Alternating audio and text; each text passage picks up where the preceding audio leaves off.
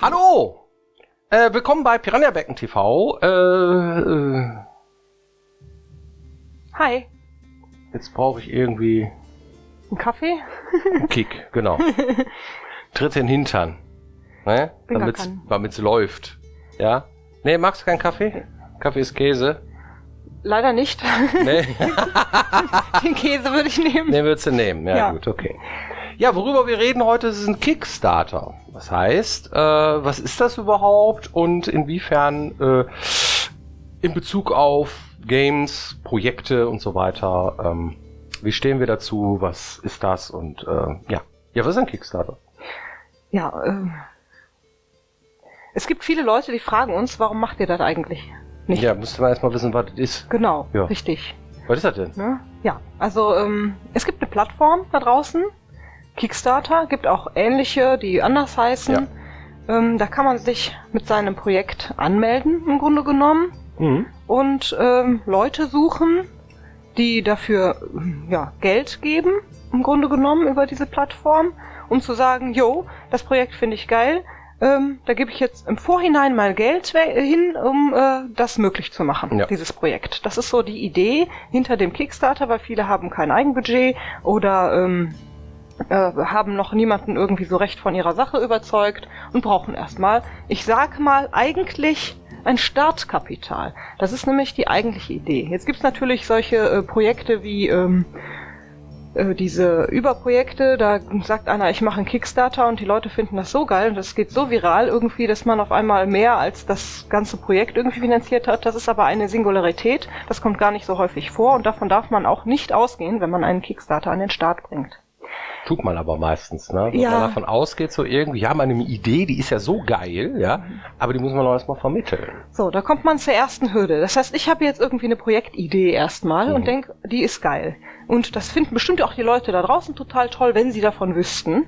Also mache ich jetzt einfach mal einen Kickstarter, schreibe da 30 Tage hin, denn das Ganze ist zeitlich befristet, ne? So lange dürfen jetzt die Leute ihr Geld darauf schmeißen und dann gibt es ein Ziel. So und so viel Geld muss mindestens zusammenkommen, damit der Kickstarter realisiert wird. Und dann hofft man, dass das wird. Das funktioniert natürlich gar nicht, wenn kein Schwein davon weiß. Das heißt, einfach so, ohne Vorbereitung, einen Kickstarter anzumelden, ist eine ganz schlechte Idee. Was bedeutet das für jemanden, der das machen möchte? Du brauchst eine Menge an Vorbereitung und Marketing zu einem möglichst furchtbar frühen Zeitpunkt. Das ist schon mal eine Hürde. Ein schrecklich früher Zeitpunkt, nämlich dann, wenn du noch eigentlich gar nichts hast und musst dann dafür sehr viel vorbereiten. Und das ist schon der erste Knackpunkt, den man erstmal verstehen muss. Sehr viele Artworks, vielleicht ein Prototypen, Konzeptideen und Dinge, die noch ziemlich unreif sind, muss man erarbeiten und ein Material erstellen, möglichst auch so, dass es für jeden verständlich ist und besonders hübsch aussieht und total geil rüberkommt, damit die Leute davon auch überzeugt werden. Und diese Arbeit muss man erstmal leisten, die man normalerweise zu diesem Zeitpunkt gar nicht leisten müsste, wenn man ein Projekt einfach so hinter den Kulissen, sag ich mal, entwickelt. Und dann bringt man das in den Kickstarter und sagt dann, guck mal, hier ist schon mal ein Trailer, den ihr euch angucken könnt, damit ihr wisst, wo es hingeht, irgendwie was es mal werden kann. Hier sind die Artworks von dem Ding und das ist alles so geil. Und dann holt man sich irgendwelche Stimmen von irgendwelchen großen Leuten, die dann also sagen, boah, ich bin schon von der Idee überzeugt und finde das besonders toll, ihr vielleicht auch, und macht dafür Werbung. Genau. Und erst wenn man im besten Falle vielleicht sogar auf Discord, auf Social Media oder auf verschiedenen anderen Möglichkeiten, wenn man Glück hat, vielleicht sogar in der Presse, sich einen kleinen Namen gemacht hat, dann ist der richtige Zeitpunkt, an den Kickstarter zu gehen, damit dann, wenn man tatsächlich sagt, so, heute ist der Tag, heute müsst ihr jetzt mitmachen, auch möglichst viele Leute dahin gehen und tatsächlich auch Geld spenden, um da mitzumachen. Dann ist das Ganze so aufgebaut, es hat verschiedene Stretch Goals. Das heißt, wir haben jetzt irgendwie ein kleines, spannendes, 3 Kapitel langes Singleplayer-Spiel, aber wenn wir irgendwie den und den Preis erreichen, dann machen wir noch das orchestrale Orchester dazu. Und wenn wir dann noch mehr Geld erreichen, dann machen wir auch noch ein 4. Kapitel. Und wenn wir noch mehr Geld erreichen, dann kommt auch noch ein Multiplayer dazu. Meistens ist es so, dass die Geldspanne zwischen diesen Stretch Goals eigentlich die Sache, die da reinkommen soll, gar nicht finanziert.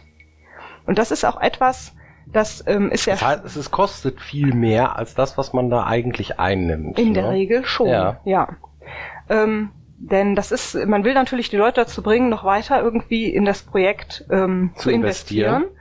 Aber man muss bedenken, das finanziert in der Regel im Leben nicht das Projekt. Eigentlich finanziert es häufig eher einen Prototypen. Und warum machen die Leute das dann? Die machen das dann, wenn sie zum Beispiel keinen finanziellen Rückhalt haben oder keinen Publisher haben, der sagt, ach, das ist ja eine super Idee, wir finanzieren das ganze Ding einfach voll, sondern die müssen erst noch einen überzeugen, der das Ganze finanziert. Und dann kann man, wenn man so einen Kickstarter geschafft hat und Interesse da ist, mit dem Ding quasi zu einem Publisher hingehen und sagen, guck mal hier, wir haben ein geiles Konzept und wir haben auch noch ein bisschen Geld zusammengesammelt irgendwie und wir haben auch noch jede Menge Leute, die das... Was das Interessantere ist, weil die Kohle ist gar nicht das Interessante daran für den Publisher, wie viel Kohle man da eingenommen hat. Ja, in zweiter Instanz schon. Aber wie viele Leute haben sich dafür interessiert, für dieses Kickstarter-Ding? Ja? Das heißt also, wie viele Leute hat dieses Kickstarter-Projekt überzeugt oder neugierig gemacht? Ne? Und das ist eigentlich das, was man damit erreichen möchte. Weil finanzieren tut man mit Kickstarter eigentlich wenig. Das reicht mal gerade, wie du gesagt hast, für einen Prototypen oder irgendwie so. Und das macht man sich kein Bild von. Es gibt manchmal große Zahlen, die da stehen. Ja, die eingenommen werden. Ich sag mal, wenn du ein gutes Kickstarter-Projekt hast irgendwie, dann bist du in der Größenordnung 500.000 für ein Computerspiel. Das ist aber schon sehr hoch. Das hört sich unheimlich viel an. Vor allen Dingen in Deutschland ist das sehr hoch. Aber bei uns würde das bedeuten, du müsstest mit dem Geld 30 Leute wie lange bezahlen, indem dass sie auch Happa im Kühlschrank haben und hast du nicht gesehen, ihr könnt euch das mal ausrechnen, ja, wie lange das dann dauert.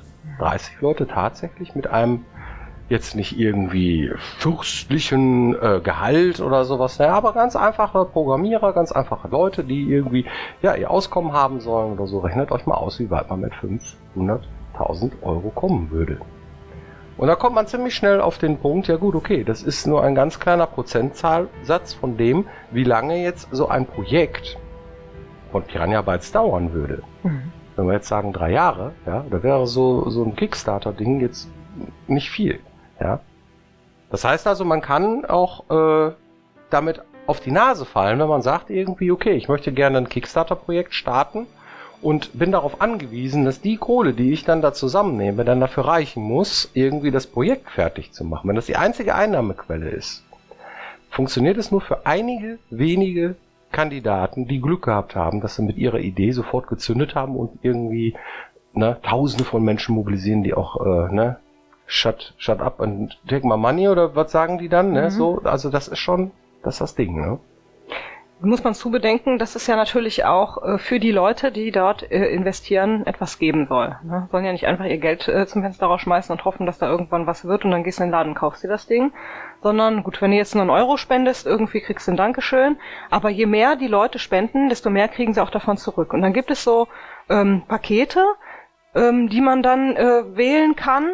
Zum Beispiel irgendwie, zahl 30 Euro, kriegst du das Spiel als Code. Zahl 60 Euro, kriegst du das Spiel mit mit einem Soundtrack oder sowas. Oder kriegst ein Poster dabei. Oder darfst mal das Studio besuchen. Oder kriegst irgendwie einen Grillabend spendiert. Und wenn du 200 Euro investierst, dann kommt der Game Designer zu dir nach Hause und macht Pole Dance in deinem Wohnzimmer. Ja, meistens bieten die ja dann an irgendwie, dann kommt dein Name in die Credits oder dann kommt irgendwie dein Gesicht als Foto ins Spiel oder solche Sachen bieten die Entwickler dann an irgendwie, um das attraktiver zu machen. Irgendwie so, boah, ich bin auch mal im Spiel gewesen. Irgendwie. Einiges ist für jemanden, der das irgendwie gerne machen möchte, irgendwie auch wirklich was wert, ne? Also das kann ich mir gut vorstellen, dass man sagt irgendwie, ja gut, okay, ich komme mal in ein Computerspiel vor. Ach, schon cool. Ja, natürlich, also ich würde auch gerne mal mein Foto in einem Krimi sehen oder so. Ja, aber du möchtest auch mal im Krimi mal eine Leiche spielen. Ich würde gerne mal eine Leiche spielen, aber bisher ist noch niemand auf mich aufmerksam geworden. Jedenfalls, so, und diese ganzen Sachen, die muss man ja auch finanzieren. Das heißt, diese Sachen müssen erstmal produziert werden. Das heißt, du brauchst dann deine Figürchen, die du verschenkst, deine Poster, deine Soundtracks, deine Spiele, deine unterschriebenen Special Editions und musst dir dann anschließend auch die Zeit nehmen, musst die Sachen ins Spiel extra einbauen und so, um diese Pakete überhaupt zu gewährleisten. Das heißt, du musst ja dann auch Wort halten. Und das wäre für mich also die unterste Prämisse für jemanden, der einen Kickstarter macht. Das, was er da hinschreibt, muss realistisch sein. Und dann sind die Ersten, die da mitgemacht haben, die kriegen dann erstmal ihre Sachen. Da kriegst du nichts wieder. Die gehen dann weg. Und irgendjemand muss sich darüber kümmern, muss permanent von Anfang an Community-Arbeit betreiben, die Leute bespaßen, sagen, an welchem Stand sind wir denn jetzt? Erreichen wir unsere Ziele? Manchmal ändern sich noch Dinge. Wie erklärst du das dann? Ja, das ist eigentlich völlig normal in der Entwicklung, dass nicht alles, was man irgendwie am ersten Tag designt, irgendwie in 3,5 Jahren auch ins Spiel gewandert ist, sondern dass das Prozesse sind, die sich manchmal verändern. Aber wenn du an Kickstarter gehst, dann musst du das visuell machen für die Leute, die da mitmachen und denen erklären, warum du jetzt gerade welche Entscheidung triffst. Und diese Arbeit, die da reinfließt in diesen Kickstarter, um das wirklich erfolgreich zu machen, um das sichtbar zu machen, transparent, das ist ein unheimlicher Batzen an zusätzlicher Arbeit für einen Benefit, der relativ klein sein kann, jedenfalls für ein Entwicklerstudio wie unseres, dass sich dieser Aufwand in der Regel nie gelohnt hat. Ne? Wir haben immer einen Publisher gehabt zum Beispiel, der auch unser Projekt finanziert hat. Ja, wir haben uns auch immer um einen Publisher bemüht. So ist das. Auch das. Kickstarter kam für uns nie in Frage, weil wir einfach wissen, dass wir ein großer Laden sind, ja, viele Leute halt haben und die dann auch entsprechend, das ist, ja, am Anfang war es irgendwie so ein Boom, ne? Und es gibt ja auch Projekte, die das gut machen, ja. Also aktuell, King Art in Bremen mit ihrem Iron Harvest. Ja, super. Das ist super gelaufen, der Kickstarter. Ich glaube, das ist der erfolgreichste Kickstarter, den es in Deutschland gegeben hat. Genau, ne? Also das ist ja das ist gut, dass es funktioniert. Eine andere Art, so ein Spielprojekt anzugehen. Ja, also finanzieren oder überhaupt irgendwie den Business Case aufzumachen, ne? Auf jeden Fall. Ne? So können wir auf jeden Fall relativ frei unser Spiel designen und unser Arbeitsaufwand, also ne, es ist ja viel Arbeit, so ein Kickstarter zu betreuen und zu machen und so weiter. Man muss ja auch dann schon mal was vorsagen, ne, was man gerne einhalten möchte und so. Da hängt man sich sehr weit aus dem Fenster. Dann macht man Stretch Goals, die vielleicht irgendwie ein bisschen zu viel sind, aber auch dürfen auch nicht zu wenig sein, weil so sind sie unattraktiv. Das ist so eine Minimax-Aufgabe, bevor du überhaupt was hast, musst du es schon verkaufen. Ja. Und das ist irgendwie so eine Mentalitätsfrage, irgendwie, das hat uns nie gelegen auch, ne, so was zu machen, sondern wir hatten immer was und dann haben wir es präsentiert und haben es dann, wir müssten völlig umdenken an der Stelle. Und da sind wir irgendwie mental überhaupt nicht, ne. Da pumpen wir die Zeit dann lieber ins Projekt. Ins Projekt und in sowas wie das hier. Ja. Ne? Ja. Ja, und für alle Indie-Entwickler da draußen, die sowas vorhaben, ist auf jeden Fall der Rat, wenn ihr sowas macht, dann bereitet euch gut vor, checkt vorher euer Publikum ab, guckt mal, was für eine Reichweite das realistisch erreichen kann und geht dann erst, wenn ihr das alles fertig habt, an den Kickstarter. Das erübrigt sehr viel Stress. Und fragt jemanden, der das schon mal gemacht hat. Wir sind nicht die Richtigen, wir haben es noch nie gemacht. Und wir haben nur Menschen beobachtet und zugehört, wie sie es gemacht haben und so. Ne? Und deswegen ist das so, naja, so. Hast du eine Community-Frage? Habe ich. Eine Frage zu unserer Folge Motivation. Die Frage heißt, welche Bereiche in den Spieleentwicklungsphasen motivieren euch beide am meisten und welche demotivieren? Zum Beispiel Planung, Programmierung und so weiter. Müsste ich eigentlich sagen, Programmierung ist ja keine Phase, sondern ein Teilbereich dessen, was die ganze Zeit gemacht wird. Und die Phasen sind eher so, ne, frühes Projekt, Konzept, Design, Implementierung, QA, und dann kommen die ganzen extra Sachen rein, wie Sprachaufnahmen, Lokalisation, nochmal QA. Also was auf jeden Fall motiviert ist, wenn Dinge geschafft werden oder fertig werden und man sieht, dass es ein Spiel wird. Das ist immer motivierend. Das heißt also, je früher man etwas tatsächlich visuell, audiovisuell irgendwie auf dem Bildschirm hat und damit arbeitet, desto motivierender ist das, weil man dann direkt schon sehen kann, oh, das wird ein Spiel. Ja?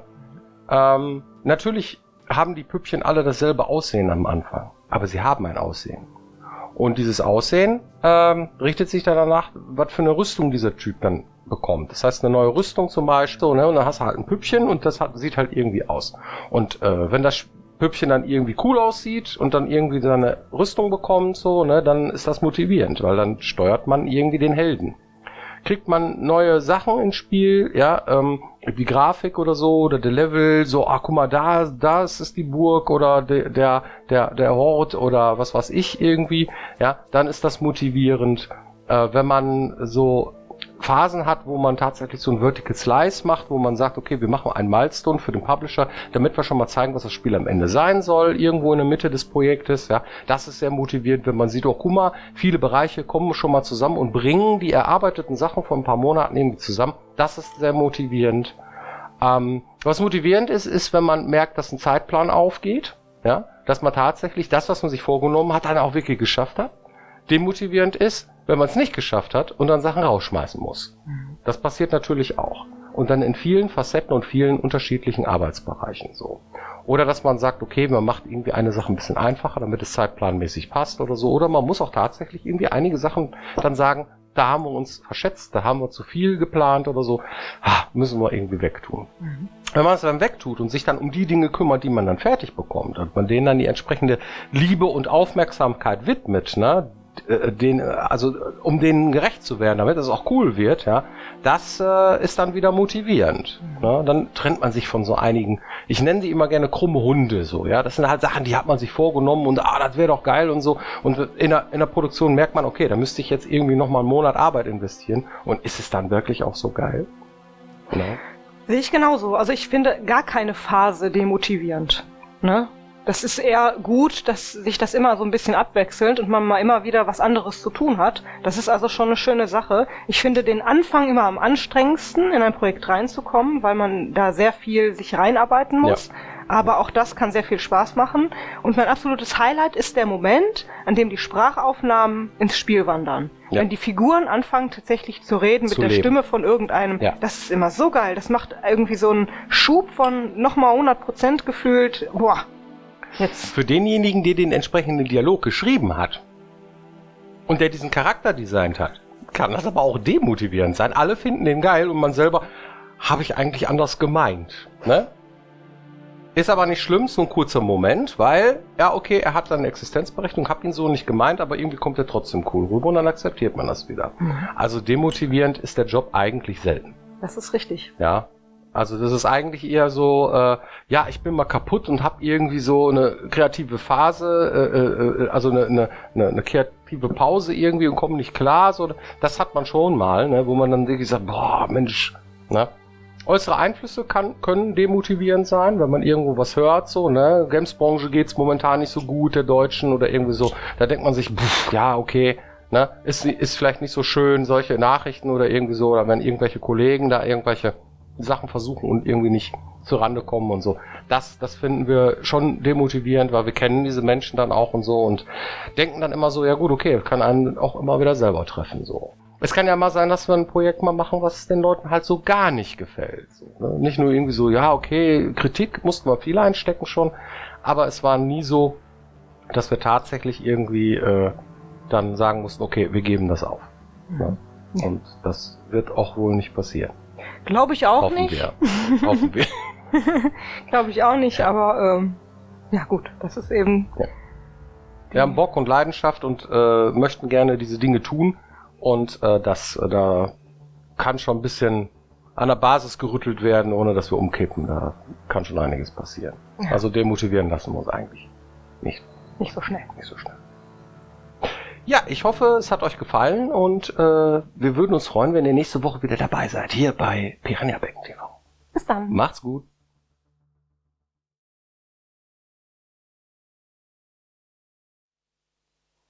Ja.